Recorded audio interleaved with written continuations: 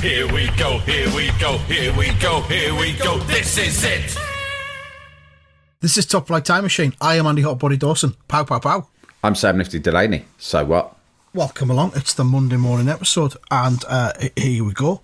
I just said to you before we started there, Sam, I'm a little bit sluggish because I've just woken up from what can only be described as a post-sleep sleep. Lovely. I went back to sleep. I had to take my boy into school early because it's GCSE exam time, and he's into that now. That's what he's into. Third day of doing them today, and he needed to be in school for 8 o'clock, so I had to give him a lift. I had to get out of bed at like 7, and then I just went back to sleep when I got in, and I've just woken up now to do this. Don't blame you, mate. Sounds like a pretty good system for GCSE fortnight or month or whatever it is. I think it's a month, yeah. Yeah, so this time last year I was going through the same thing with my daughter. It's it's a hell of a time. Yeah. First, he's done 3 so far, and they've all been kind of satisfactory from his point of view. They've been either fine or even easier than he was expecting. So that's good. Yeah, it's all about the questions, isn't it? They seem to study nowadays at school like much more like school is almost entirely an exam preparation exercise where like they go through exam questions non-stop, which when I was doing GCSEs wasn't the case. From my memory, they just kind of like sort of taught you stuff throughout like a couple of years, and then you just went into an exam. Do you know what I mean? This is what I was saying to them the other day. I was saying our revision process, like our year was the first year to do GCSEs. The switch from O-level to GCSEs, we were the first ones to do them. We were the guinea pigs. Yeah, we were the shattered generation of the GCSE experiment. Yeah, and so I think the revision process was mainly like, there's your textbooks. Remember all them notes you took? Read them. See you in 2 weeks. Yeah, exactly. Like, and I remember all those notes. And at GCSE, they were like, right, all you need to do is go through your exercise book from the year. And I was like, serious? Have you seen my fucking exercise book? It's full of doodles. It's just got it's got cocks. It's got silly messages that I was writing to the person sat next to me. It's got endless West Ham teams written out. Do you know what I mean? Like when you write them all in formation sort of thing. Yeah. It's just absolute fucking, like, there is nothing of any use to me in my fucking books. I learnt my lesson, though, because at A-level, I mean, I'm not even exaggerating. I genuinely didn't know that was going to be my revision tool. So for 2 years, I don't know what I thought, but I was just sort of like thinking, I think I must have thought, well, when we get to exams, they'll show us how we have to revise and then pass them. But they literally just said, oh, Taylor, last minute, you've prepared for 2 years. I'm like, have we? I thought we were just fucking dicking around. And I had nothing to go on. And I fucking scraped through. But I learnt my lesson because I went off to sixth form college. And then every time I went into a lesson, I thought, I'm literally putting together some fucking revision notes here for 2 years' time. Mm-hmm. But now the whole thing is geared around the exam. So I remember last year when my daughter was doing it, when she came out and reported back, the relevant thing was it a question that you prepared for or not? That was all, because that's all they've been doing almost from day one, is just going through exam questions, and it's like reverse engineering. It's great though, because I mean, I don't know what it's like at your daughter's school, but at my lad's school, they've got they put extra sessions on after school, extra revision sessions. They've got this thing called GCSE Pod, where they listen to podcasts that are supposed to help them revise. And there's YouTube stuff. Yeah, there's a lot of resources that technology's like there that. Now, whereas it was like, there's your textbook, it's in there. Yeah. Read there's that, your learn shit it all. Textbook that's really old and battered and has cocks drawn all over it. And you might not even have one to yourself. You're going to have to share it. It's your nights Wednesdays and Fridays. Do you know what I mean? Like sharing a kid after a divorce. And it's fucking, it was rubbish. But now, I mean, I would say it's generally better now, apart from the fact that it's so intense. I mean, you got to find somewhere in the middle, because I had the impression that the school were we fulfilled our responsibility. You're not dead. Do your exams and then good luck, cunts. Do you know what I mean? Whereas now, like, the schools are fucking exam boot camps, and it's like, you better fucking pass this. This is your life hinges on this. Do you know what I mean? Because they're all judged by the exam results themselves. The schools, you see these schools advertising for pupils, like with fucking big posters on roundabouts somewhere, and they'll have their exam fucking. They'll have it. Pass rate it's like Ofsted. I mean, Ofsted's been in the news a lot, hasn't it? Because it causes so much fucking stress and trauma for There's no bigger school bully in this country than Ofsted. Yeah, quite right. But the worrying thing is that academies, which is basically what almost all state secondary schools are now, not all, but like most, the worrying thing is their heads are like on performance-related pay, right? Imagine that when we were at school. I mean, SAS Williams, my head, I must have seen the cunt about 3 times in fucking 5 years, right? Yeah. He was living the fucking good life. Good luck to him. He was just in his fucking office, best room in the school, fucking feet up. God knows what he was up to in there, right? And he's same with Brian Gaffney, my headmaster. He used to go around with a cape grandfather of Dean Gaffney. Would only appear to administer canings. We didn't have canings at our school. Fucking hell. Sometimes walk around the corridors instilling fucking inspiring fear and loathing in everybody. But he was also, I've told you this before, Brian Ferry once did one of those Q&As in like Smash Hits or similar magazine. Oh yeah, he told me this. And he says he was your worst teacher, and he said Brian fucking Gaffney. Oh, legendary! That's amazing. Yeah. Mr. Williams, although his name was SAS Williams, he wasn't even that scary, but he had a Gestapo of deputy heads. That's the way he did it, and I kind of respect him for that in retrospect as well. He's gone like, what I do is, right, I stay in my office nice and aloof, like the Emperor in Star Wars, and I've got a bunch of fucking lieutenants who go out and do my dirty work for me, and I pride myself, if I can go a full academic year without getting my hands dirty once, then that is a fucking success for old SAS here, right? And but yeah, I mean, he wasn't on performance-related pay, and you could say that led to standards. Maybe standards could have been higher. I don't know. It was an all right school, really, but these fuckers now, they're on performance-related, and that's why you get situations like. I remember my daughter's mate, who subsequently left the school, she was complaining of being ill, right?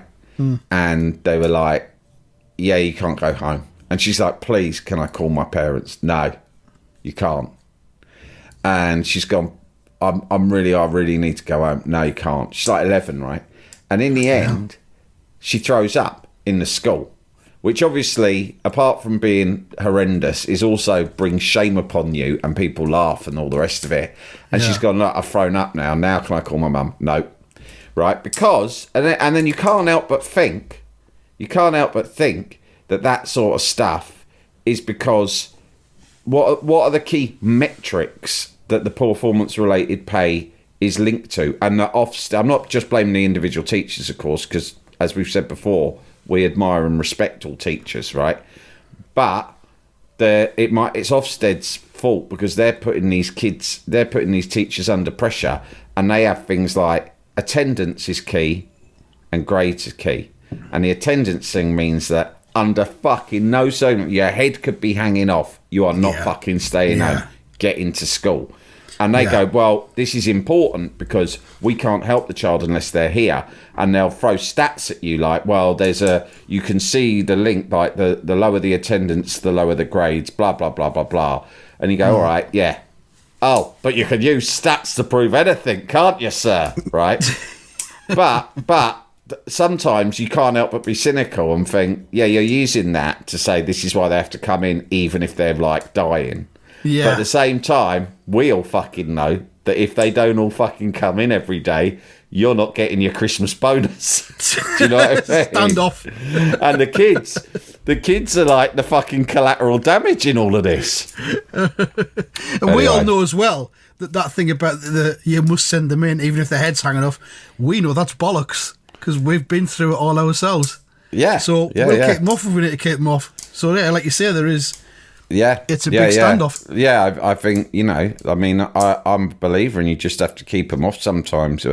The school can really get inside your head. Yeah. The school can get inside your head with their rules and their way of justifying them, and you can get sucked into that. But sometimes it's helpful to remember they've got their own separate agenda that isn't always.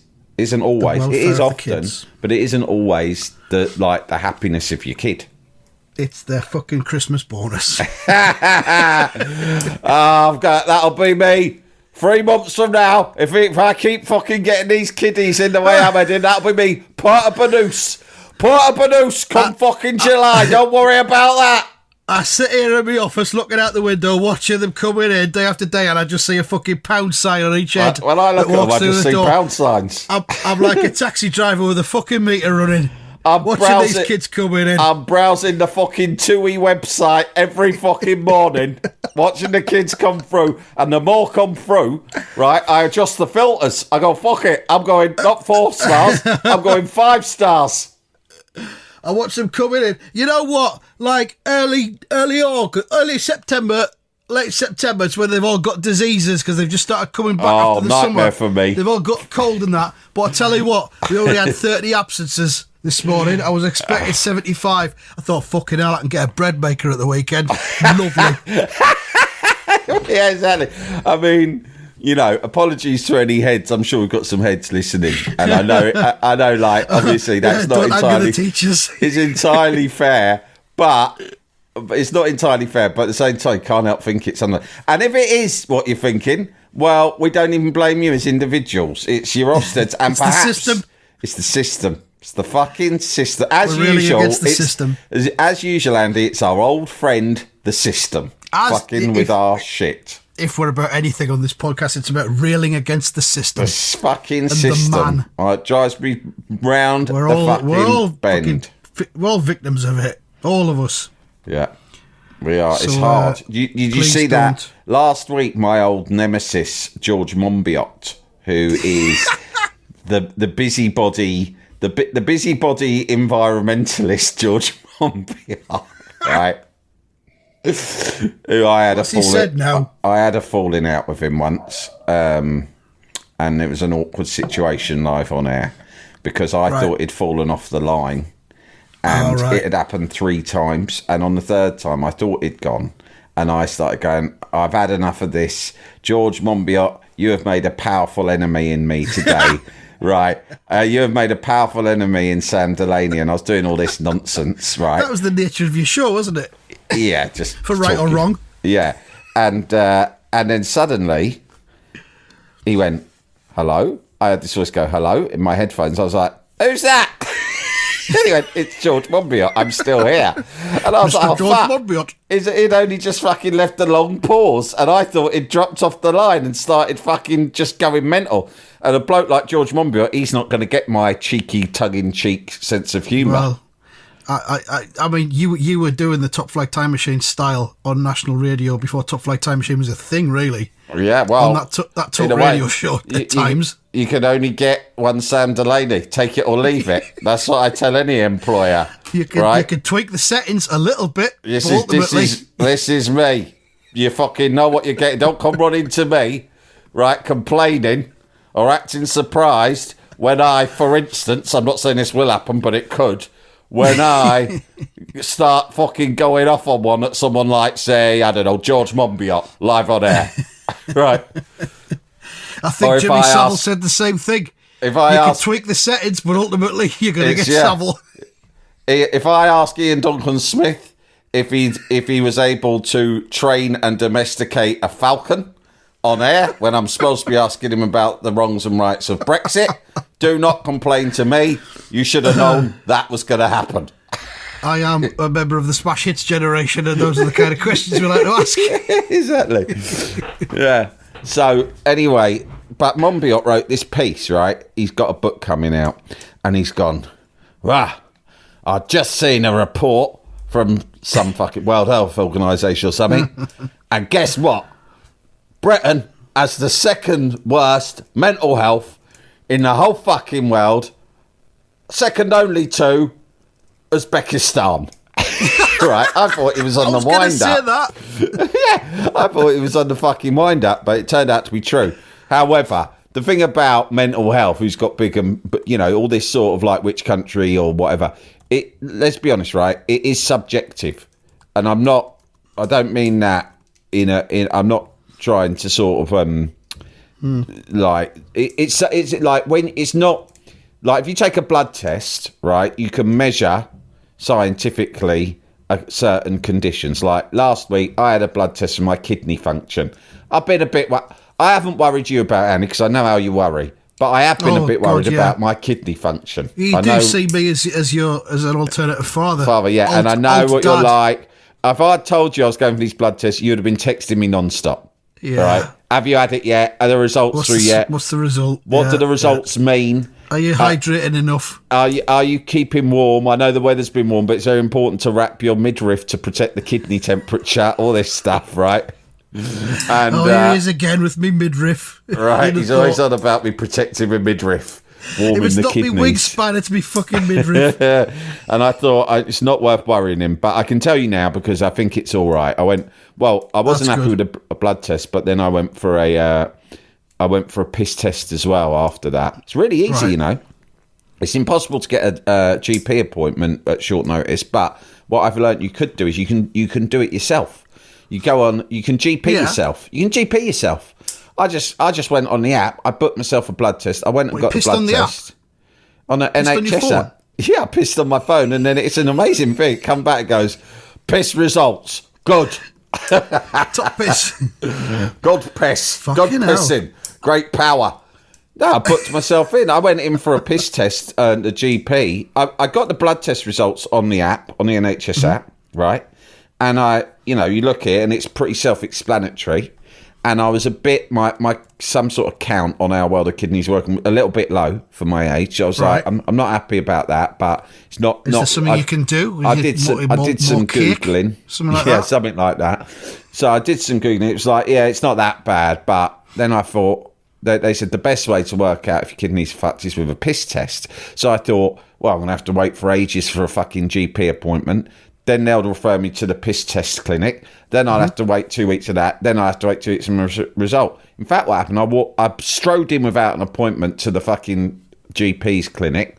I went up to receptionist. I said, can I do a piss test? She went, yeah, sure. And I was like, what, when? She went, now if you want, here's a bottle. She gave me the bottle. I said, where do I hand this back? She goes, stick it in that box anytime you want before midday.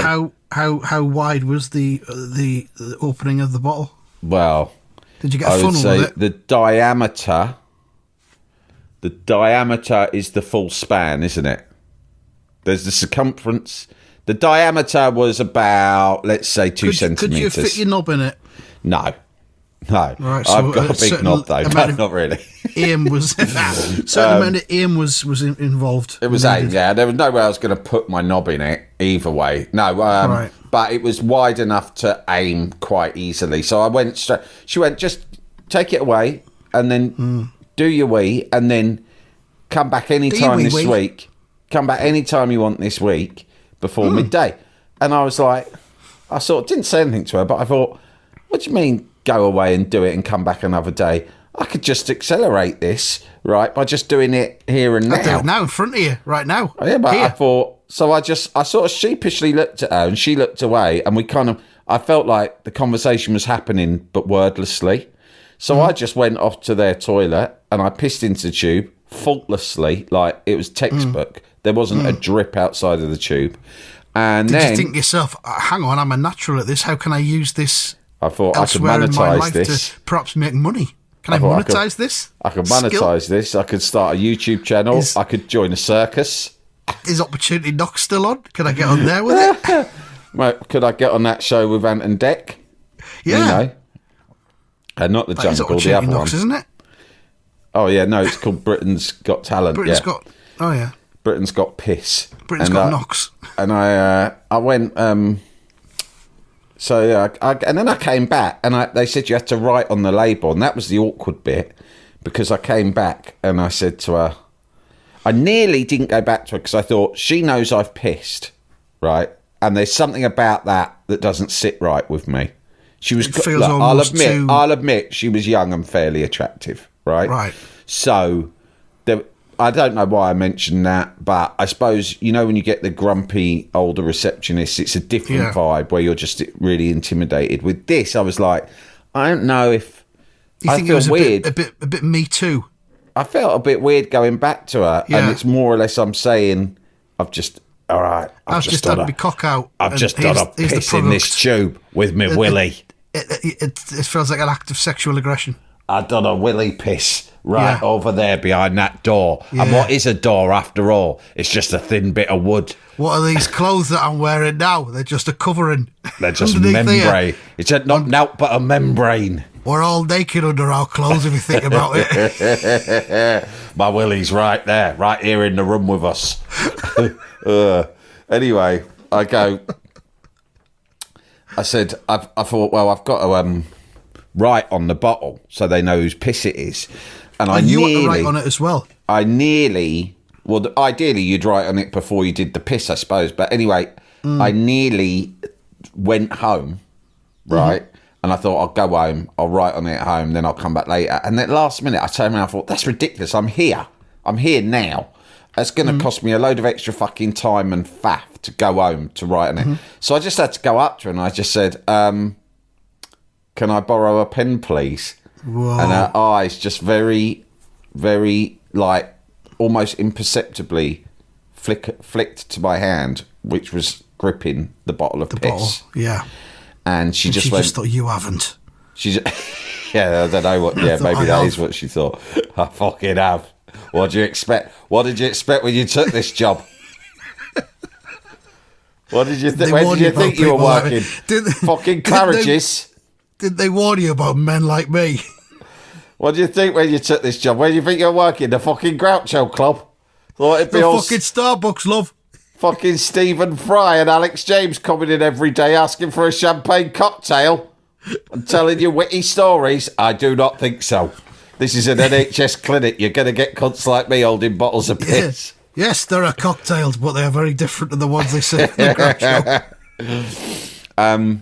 So she goes, yeah, and then I took the pen and I had to sit in a corner and scribble on. And it's not easy writing on a bottle either, Andy, when the label's wrapped round a round bottle. The curvature. It's very difficult to write clearly, but I did it. And then I go back, I drop it in the little collection box. Thank God I didn't have to hand it to her because it was dead warm. I handed it. And there's a thing you could drop it into. There's a piss, just a sample collection box. I think there's blood and piss in there. Maybe spunk and shit for all I know. My GP hasn't got that. I've seen people handing samples in before. They don't have one of them. Oh, yeah, well. It's just, here you go. Thank you very much. That's levelling up for you. Never fucking happened. Though. Yeah. Never happened. Levelling up, that was one of the key pledges of levelling up. By the year 2024... Avon GP surgeries in Sunderland will have a special box for dropping piss samples in, so receptionists will no longer have to handle it themselves. Bring it on, Gove, you fucking liar. Yeah. And, and then I said, oh, thank you for the pen, and I sort of held it out, and she just moved her eyes to say, put it there, cunt. Because she didn't want to touch it, because she knew, she was like, your hands could be pissy. You know where your hands have been. She doesn't know whether you washed your hands or not. Yeah. Yeah. So I left it on the side, and I'd like to think did she just knock it onto the floor with her elbow? Yeah. I hope that she put on a rubber glove, picked it up, and then dropped it in a bin. Or they probably got an incinerator there, haven't they? Should put it wherever they put the heroin addicts' needles that get handed in. Yeah. Should have put it in with them. Don't touch that. It's a piss pen. We had another one in earlier. Yeah, pisser. How much is the piss pen? Middle-aged. They're always middle-aged bald men, aren't they, the pissers? Well, you got to assume a middle-aged bald man hasn't washed his hands, let's be honest. Oh, yeah. No disparagement against you personally, but I would say 8 out of 10 don't wash their hands. Unhygienic. Jalapeño. I wonder how much piss pens are costing the NHS. Fucking thousands, that's why. But then they could switch to iPads, but then imagine the amount of fucking germs that's going to be on that. Well, yeah. We all saw the stats about the touch screen in McDonald's when they tested them, and they were just covered in human shit. Oh yeah, disgusting. Remember that? That was pre-COVID as well. Yeah. Yeah, those touchscreen stuff is awful. It's putting people out. The thing is, it's doing two things, these touchscreen interfaces in restaurants and cafes. It's putting human beings out of work, and it's also making us sick from shit. And so that's a lose-lose. Plus, as well, the touchscreens don't pay tax. They don't pay PAYE, but they should do, because that's why. Do you know what I mean? I guess the number of people who die from shit-related touchscreen sickness cancels out the number of people whose jobs are being cut as a result. Maybe it's a population shrinking scheme by the government. Yeah, one of many. The Great Reset, Sam. The hungry cunts. These fucking hungry cunts. There's be there in the cabinet. One of these fucking greedy fucking cunts. They've only got themselves to blame. We'll herd them all into these repellent fucking fast food outlets they all seem to fucking love. And they'll go in there and order their fucking chicken and their burgers and their French fries. And the whole time we'll be infecting the cunts with shit particles. And if food don't kill them, the shit will. And then we'll all be fucking quids in the long run. Us higher rate taxpayers. That's what we're doing it for. That's the Great Reset. Some of the conspiracy theorists are onto us. We'll fucking wipe them out as well somehow. Yeah, we'll get them with the fucking vapour trails. Don't worry about that. Anyway, well, listen, I saw the vapour trails yesterday morning. Yeah. There was like 3 or 4 in the sky above me, and I assume they were up there extinguishing the Northern Lights that had been out on Friday night. Yeah, they probably thought, listen, the government would have said, listen, the Northern Lights have been out, that's all very well, but we're worried that far too much joy to people it might cause the masses to go bananas and have riots or something. Right? It'll be like when the band Onyx played Hammersmith Apollo, or Hammersmith Odeon as it then was, in the early 90s, and everyone had such a good time that they just ran down Hammersmith High Street looting the shops. And the government learned a lot of lessons that day. And one Onyx was, were banned. And they go, this is Onyx. They were on the phone. They were like, I'm telling you, these Northern Lights, it's Onyx 91 all over again. Right? The people are getting, but imagine Onyx, but not just isolated to Hammersmith. I'm talking about the whole fucking country, right? Onyx. We're talking Onyx times 100. Imagine that. That's what's going to happen unless we shut this shit down. The people are getting so excited. We're going to have to fucking somehow exterminate the Northern Lights. You handed the piss bottle in. Then a couple of days later, but I mean, I've got to tell you, I was convinced that I had, I won't say the word, but a very serious illness of the kidneys. And I just get, sometimes I get sometimes I go through phases of being very hypochondriac, right? And happens to us all at this age. I think so. Yeah, it does. And people get ill. We all know people, don't we? Like at our age, and then you start to everything. You can start to worry.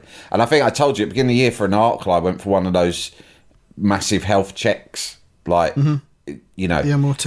The MOT thing where you spend best part of a day there and they check fucking everything. And the thing about those checks, you got a finger up your arse, didn't you? Oh yeah, that's it. I did tell you. Yeah, that's the little bonus. That's like when you're a kid and they give you a sweet at the end of the doctor's appointment. Or you beat the dentist here to get a sticker. Yeah. When you're an adult, they give you a finger up the bum quickly. Yeah, but yeah, right.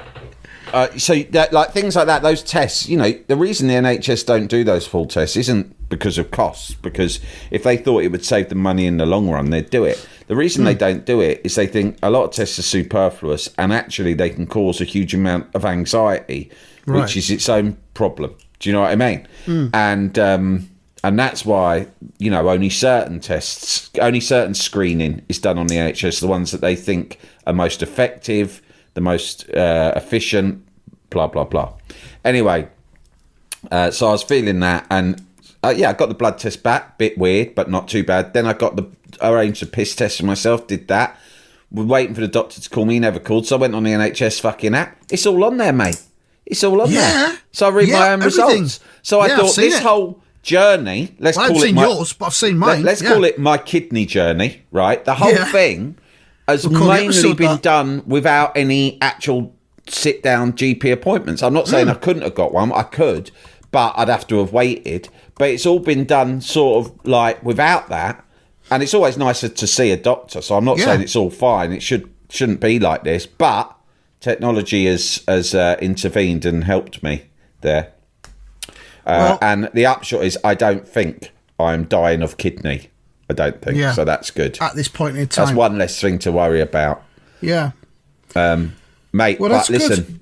I know it's 30 minutes. You're not going to like this, right? Right. I'd meant to text you about this on Friday. Yeah. But I have to. I'll keep it short, I promise. But there's a story that happened on Friday that I have to tell, because if it'll be too stale by next Friday, right? Okay. So I was walking in the park with my brother on Friday morning. We met up with the dogs to like go for a walk round my area. We're walking for a park, and at the sort of entrance exit of this one part that we were walking through, there's a tiny little footbridge that goes over a stream, right?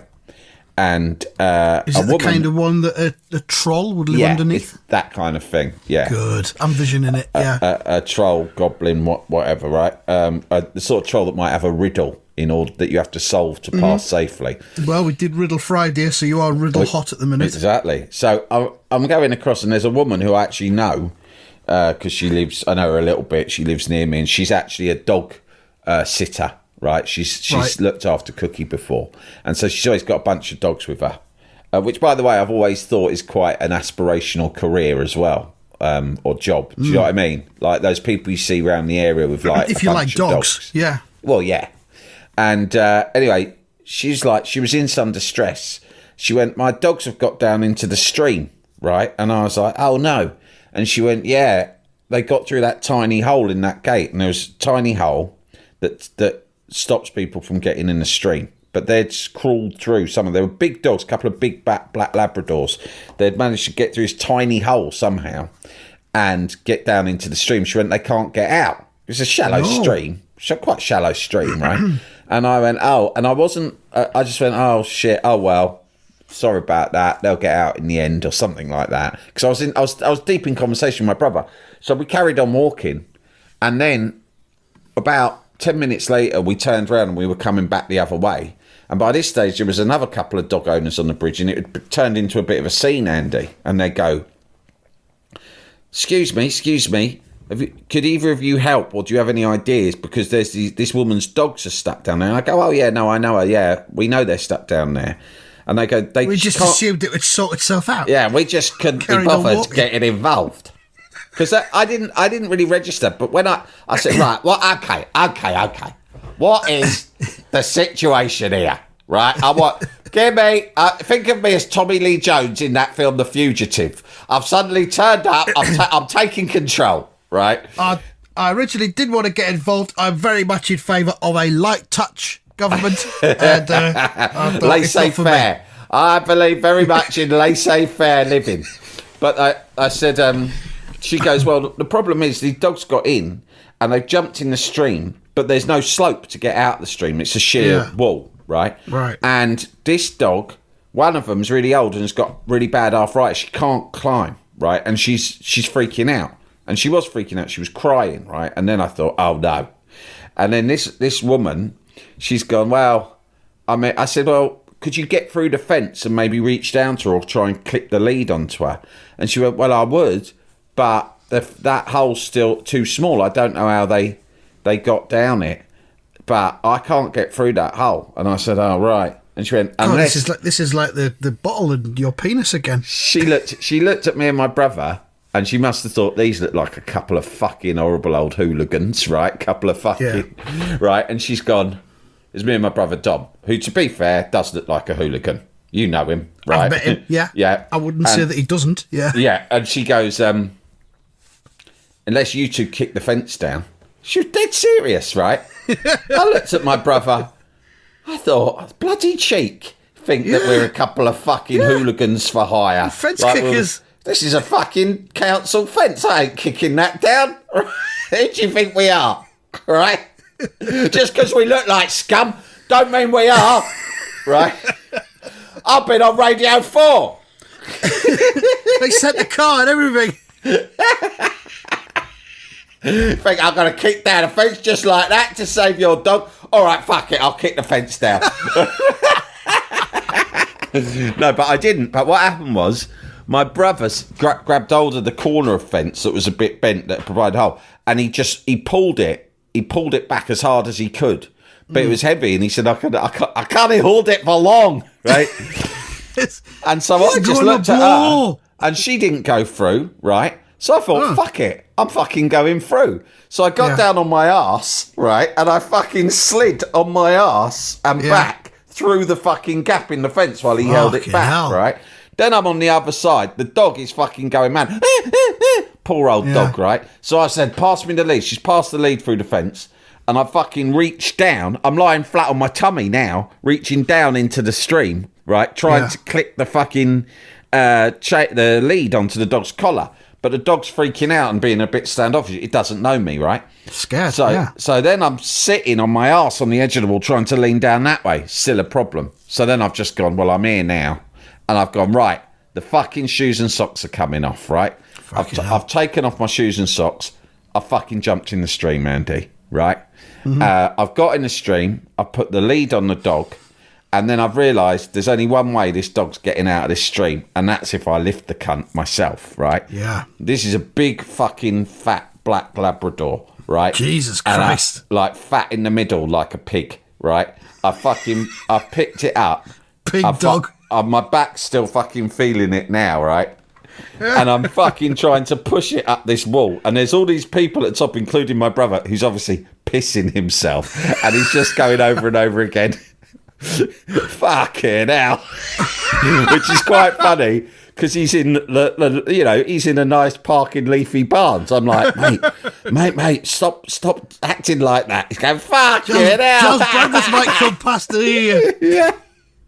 Right, and I'm in the end, right, if you can picture it, my hands are under the dog's arse and I'm like pushing it up, and the woman has managed to crawl through the fence just half her body and is reaching her arms out to get the lead. And then when I've just got it, just like the top of its torso, if you will, is over the top of the wall, she's grabbed the lead, I'm still pushing from the arse and she's pulling the lead, and eventually the dog gets up there, right? Hey. Fucking sensational. I am covered in mud, water, dog, the lot.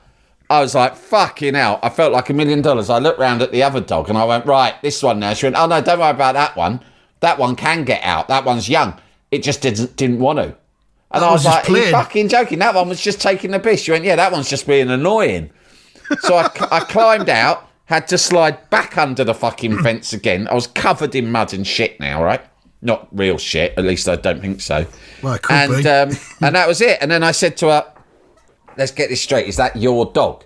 And she said, no, it's not mine. It's one of the ones I look after. And I go, who's the owner? She go, well, funny enough, it's a vicar. And I went, no. I went, what vicar is it? Because obviously there's a few churches around there. She didn't tell me the name. She just went, it's actually... I said, who is he? And she went, it's actually a she. And I went, a lady vicar? And she went, yeah. I went, I just saved a lady vicar's dog from a stream. And she went, yeah. And I went, well, when you drop the dog off later, tell her to put a word in for me with the big fella upstairs. And this woman just said, she didn't really, I don't know if she got the joke. She just went, yeah, all right, I will. Thanks. And then walked off. The worst bit of this story is I appreciate, I nearly texted you, I just saved a vicar's dog from a stream, right? It felt like emergency episode stuff, that. A little bit, yeah. But that would have been self-aggrandising. A bit, and also I was like, he might not be in the mood, because last night I went out for dinner and forgot to send the text. So forgot to send the file to him. So, he might not be in the mood to get an early morning text boasting about saving a vicar's dog. I'll be honest, I wasn't. Yeah, right. So I thought it might not be great timing. I'll leave this till the Monday episode. But I was so glad my brother was there, because I appreciate that it does, even by my standards, sound rather far-fetched, right? I appreciate that. I mean, I climbed in a river and saved a dog down a stream, right? We know now, we've known for years that adventures do tend to magnetise themselves to you. But somehow. I went back and I was so excited. I was buzzing to tell. My son was at home and so was my wife. And when I got home, I'm like I'm soaking wet still. And they go, well, what have you been up to? You only went for a walk with your brother. What happened? I went, you're not going to believe what fucking happened. I said, literally, it's like a story out of the Bible, right? I tell the whole story and my son throughout the whole story is grinning, right? And I get to the end, and I think he's wide-eyed and grinning. She's like, wow, my dad's here. And do you know what he fucking said at the end? He went, oh, yeah? Then what? You did a backflip? And I was like, I hope you're not making out that I'm bullshitting. And he was like, come on, no. He was like, come on. At one point, I thought you were going to say that there was crocodiles and you sparked them both out. 2 crocodiles come at us. Good. I've gone, bang, bang, right? Spark them out straight away. And I went, listen, Dom, my brother, he was there. He was there. And, you know, we all know, anyone who's got a brother knows, your brother will never, like, try to make you look good, right? Well, no, he's not going to go, oh, yeah, what I hear. It's the last person to do it. And thank God he was there, because I was like, call him up now, without me saying anything, ask him to tell you his version of the story, and I promise you it will be the same, if not better.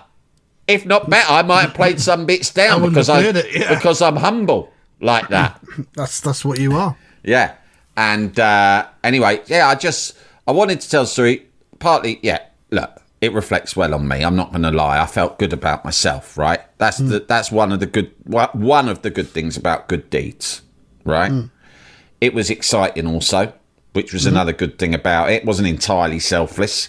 I didn't exactly risk much. It was only a stream. I mean, the water went up to my ankle. Do you know what I mean? You didn't swallow any of it and put your kidneys at risk. No.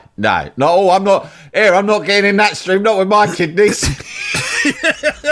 Doctor told me to steer clear of streams. If not, I'd get in there. I'm a bleeding martyr to them. I haven't even wrapped up my midriff. And so I thought, but it's a good story. And it was already good.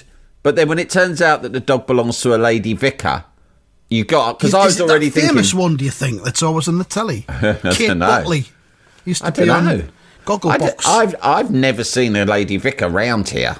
I've seen a few vicars. Huh? Yeah. It actually is a lady vicar. Oh, Dawn French! I didn't know Dawn French lived round here. Oh, massive fan of hers. Oh, ask her if I can get a signed photo, just as a thank you, you know. You should have asked for a signed photo, even if it was just a regular one. I would like to find out who the vicar is, because I want to go and I might get church privileges, mightn't I? We've been talking about doing our church mooch episodes for ages. VIP access. I might to go backstage at the church, mightn't I? But I did think it had the. I mean, I'm not really a scholar of the Bible at all. I must admit, I've never read it, right? And but at school sometimes, at primary school, you'd get certain Bible stories read out to you, wouldn't you, in assembly? And it's got the ring of it, like the dog in the stream. Do you know what I mean? That sounds like the dog in the stream. Does that sound like a story from? It's not one that I know of, but it's one that could be added to one of the new versions, the New Testament. Has it got a biblical ring to it? Definitely. I think the New Testament is open-ended. Oh, you can keep adding, like Wikipedia. Adding stuff, yeah. Citation needed. Citation needed. Maybe this bloke's just a gobshite making up stories for his podcast. Well, the citation is my brother. And what better source? Because a brother's number one agenda in life is to make his other brothers sound and seem like cunts. Yeah. So if he tells a story and it sounds good, then you know it must be. If you submit that to the Pope, I think it is, and then Dom, backs it up with his own testimony, then you'll get in the New Testament. Dom just has to initial it, I think, doesn't he? I write it, and then he initials it. If he agrees with everything, he just initials it, Yeah. I send it off to the Pope, and Pope's like, right. Pope gets his reading glass. Nice. What's this? This one's from London. Let's have a read. Probably the same old crap. Oh, an allegory. Oh, hang on, no. This sounds pretty good. Oh, and to cap it off, it was a vicar's dog and all.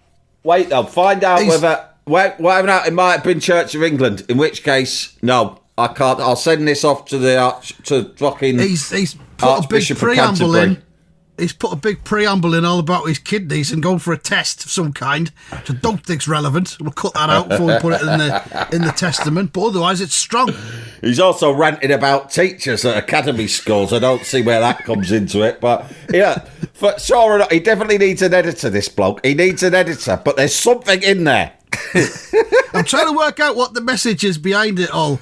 Is it that no fence is too strong to as a barrier to love? Something like that, maybe? Not sure. I'll give it to one of my assistants to write a summary page of, like they do in Hollywood. We need to work out what it is.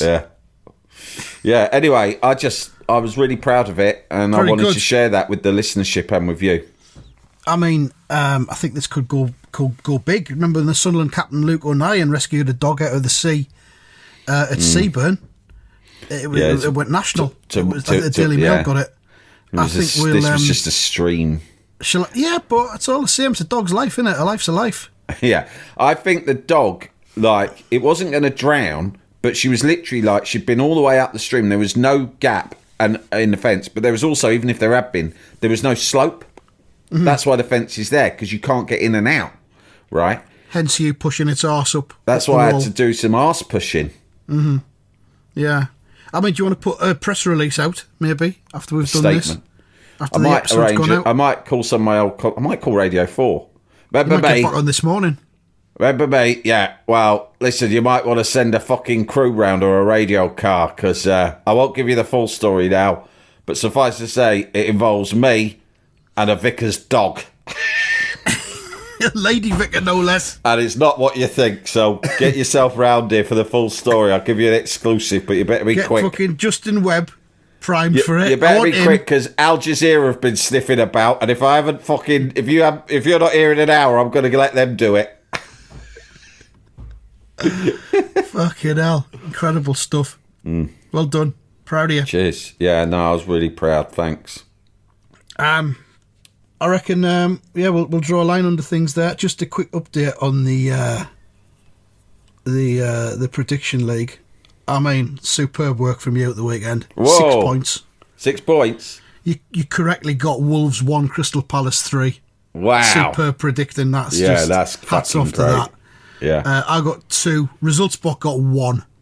Ooh. So that puts you 11 points clear with just the last day with 1 week to Premier go. League fixtures.